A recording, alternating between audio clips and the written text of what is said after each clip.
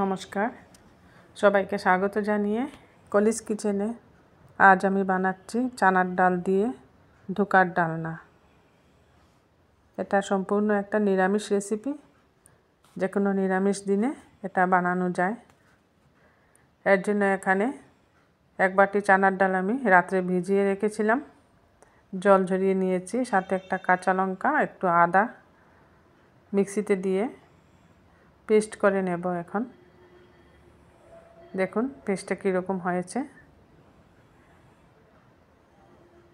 একদম মিহি পেস্ট আমি বানাই নাই, একটু হালকা দরদরা এরকম রেখেছি। এই যে দেখুন পেস্টটা, এর মধ্যে এবার হলুদের গুঁড়া, সামান্য জিরের গুঁড়া আর নুন দিয়ে দিচ্ছি পরিমাণ মতো, সামান্য লঙ্কার গুঁড়া দেব একটু কালারের জন্য।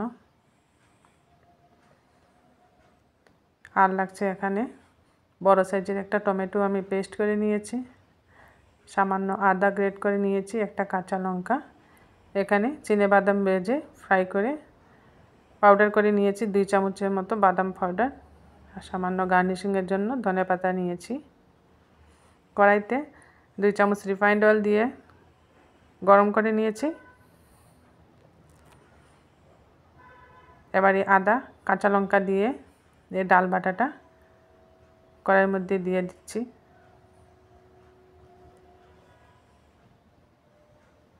এই ডাল বাটাটা কড়াইয়ের মধ্যে দিয়ে অনবরত নাড়তে হবে, এইভাবে অনবরত নাড়তে হবে, খুব তাড়াতাড়ি শুকিয়ে যাবে ডাল বাটাটা। যখন একদম কড়াই থেকে ছেড়ে আসবে তখন এটাকে উঠিয়ে নিয়ে একটা পাত্রে বরফির আকারে কেটে নেব। এই দেখুন কিভাবে শক্ত হয়ে আসছে, খুব তাড়াতাড়ি শক্ত হয়ে আসে। এই যে একটা মন্ডর মতো তৈরি হয়ে গেছে। এবার আমি গ্যাস অফ করে দিয়েছি, একটা প্লেটে তেল মাখিয়ে নিয়েছি, এই প্লেটের মধ্যে এটা নিয়ে নিচ্ছি ডাল বাটাটা। এভাবে চেপে চেপে চ্যাপটা করে ছোটো ছোটো বরফির আকারে কেটে নিয়েছি। আবারও কড়াই আমি গ্যাসে বসিয়ে দিয়েছি, দিয়ে দিচ্ছি এখানেও 2 চামচের মতো রিফাইন্ড অয়েল। তেলটা গরম হয়ে গেছে, এবার কড়াইয়ের সব দিকে আমি একটু লাগিয়ে দিচ্ছি। তেলটা লাগিয়ে নিলে এই ডাল বাটার যে বরফিগুলো বানিয়েছি এগুলো ভাজতে সুবিধে হবে। খুব সুন্দরভাবে ভাজা হচ্ছে, এগুলা এক এক করে আমি সবগুলো ভেজে নিচ্ছি। এখানে লক্ষ্য রাখতে হবে তেলটা যেন সম্পূর্ণরূপে গরম হয়, তা না হলে এগুলা ভেঙে যাওয়ার সম্ভাবনা থাকে।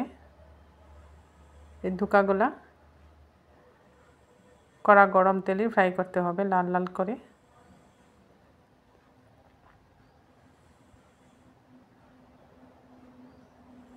একবার আমি উল্টে দিচ্ছি সবগুলা।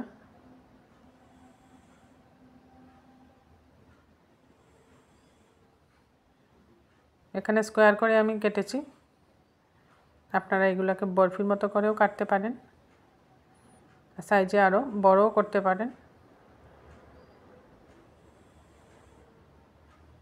এইভাবে ফুল হিটে বারবার উল্টে পাল্টে এগুলোকে লাল লাল করে ভেজে নিতে হবে।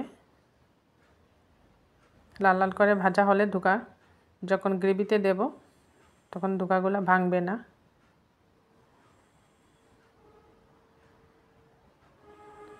খুব সুন্দর মুচমুচে করে ভাজা হচ্ছে।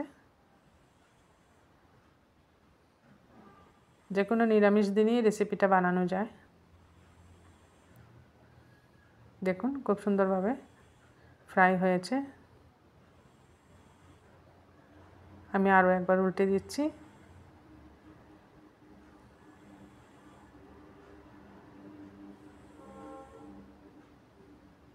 লাল লাল করে ফ্রাই হয়ে গেছে ধোকাগুলা।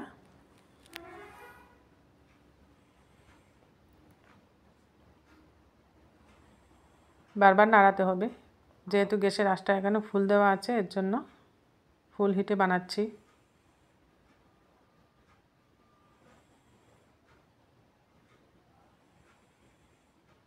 খুব সুন্দর কালার হয়েছে ধোকাগুলা। এবার একটা পাত্রে এক এক করে এগুলাকে নামিয়ে নিচ্ছি। একটা ধোকা ভাঙে নাই। এইভাবে আমি বাকি যে ধোকাগুলা এগুলো ওই তেলের মধ্যেই ভেজে নিচ্ছি।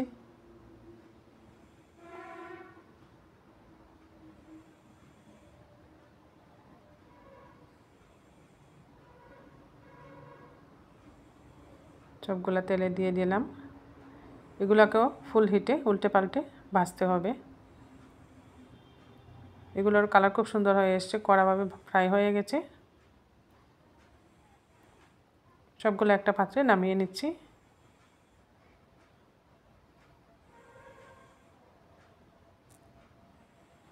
ওই তেলের মধ্যেই এখন আমি ফোড়ন দিয়ে দেব। দিয়ে দিলাম একটা এলাচি আর এক টুকরো দারচিনি আর সামান্য জিরে। আমি অল্প তেলেই বানাচ্ছি, বেশি তেল দিচ্ছি না এই রেসিপির মধ্যে।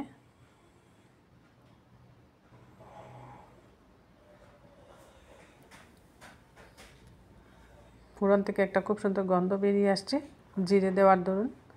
শুকনো লঙ্কাও দিয়ে দিলাম একটা। ফোড়নটা একটু ভেজে নিচ্ছে কড়াভাবে, নাড়িয়ে চাড়িয়ে ফোড়নটা একটু ভাজা হয়ে গেছে।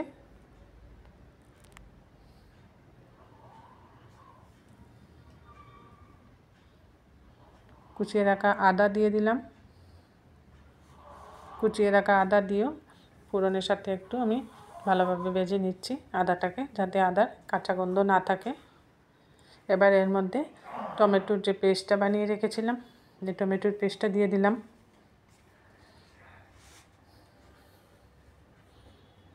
দিয়ে দিচ্ছি পরিমাণ মতো লবণ। এবার মশলাটাকে একটু ভালোভাবে কষাতে হবে। গ্যাসের হিটটা এখন আমি মিডিয়াম করে দিয়েছি। দিয়ে দিলাম অল্প চিনি। চিনিটা দিলাম, টমেটো দিয়েছি। টমেটোর মধ্যে একটা টক ভাব থাকে, যতই পাকা টমেটো হোক না কেন। এর জন্য এটা ব্যালেন্স করার জন্য সামান্য একটু চিনি দিলে ভালো হয়। এবার যে আমি বাদামটা ফ্রাই করে পাউডার করে রেখেছিলাম, এখানে 2 চামচের মতো বাদামের পাউডারটা দিয়ে দিলাম। এতে করে গ্রেভিটা খুব ভালো হয় আর রেসিপিটাও একটু মিষ্টি মিষ্টি হয় বাদামের দরুন। মিডিয়াম হিটে মশলাটাকে আমি ভালো করে কষিয়ে নিচ্ছি।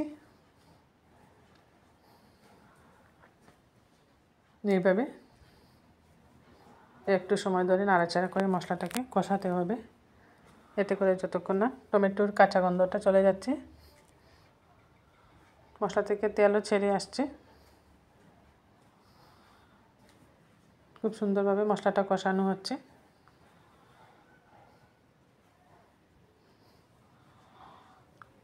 দেখুন মশলা থেকে তেলও ছেড়ে এসছে। এই পর্যায়ে এসে আমি টমেটো রেখেছিলাম এই বাটি ধোয়া জলটা আমি এর মধ্যে দিয়ে দিলাম। একটু ঝোল রাখতে হবে, যেহেতু এটা ধোকার রেসিপি। ধোকাটা অনেক ঝোল টেনে নেবে যখন ঠান্ডা হবে রেসিপিটা, এর জন্য একটু ঝোল ঝোল রাখতে হবে। এবার এর মধ্যে দিয়ে দিচ্ছি গুঁড়া মশলা। হলুদের গুঁড়া দিয়ে দিলাম হাফ টিস্পুনের মতো। হলুদের গুঁড়া দেওয়ার পর দিয়ে দিলাম সামান্য জিরের গুঁড়া। এখানে হলুদ আর জিরেই লাগবে এই রেসিপির মধ্যে, অন্য কোনো মশলা দিতে হবে না। এবার কাঁচা লঙ্কা চিড়ে রেখেছিলাম, এই চেরা কাঁচা লঙ্কাটা দিয়ে দিলাম।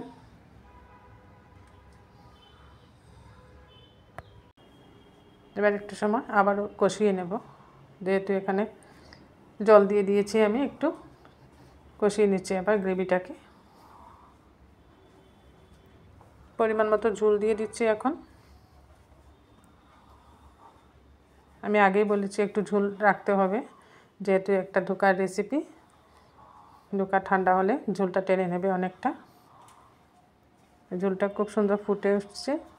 একটু সময় ফোটানোর পর এক এক করে সব ধোকাগুলো আমি এর মধ্যে দিয়ে দিচ্ছি। এইভাবে সব ধোকাগুলো গ্রেভির মধ্যে দেওয়ার পর একটু সময় গ্রেভিটাকে ফুটতে দিতে হবে, যাতে 5 মিনিটের মতো ধোকাগুলা গ্রেভির মধ্যে একটু সময় ফুটে যায়। গ্রেভিটা যেন এই ধোকার ভিতরে সুন্দরভাবে ঢুকে মশলা গ্রেভি, তখনই খেতে টেস্ট হবে। দিয়ে দিচ্ছি সামান্য গরম মশলার গুঁড়া, 1/2 টিস্পুনের মতো হবে গরম মশলার গুঁড়া।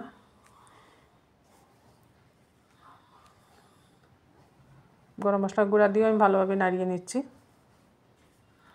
আমি এতটুকুই গ্রেভি রাখবো, এর থেকে কম করলে একদম শুকিয়ে যাবে। নামানোর আগে উপর থেকে সামান্য ঘি দিয়ে দিচ্ছি। এইভাবে আমার মতো করে ধোকা রেসিপি বানিয়ে আপনারা খেতে পারেন যে কোনো নিরামিষ দিনে। সামান্য মশলা দিয়ে বানিয়েছি আমি।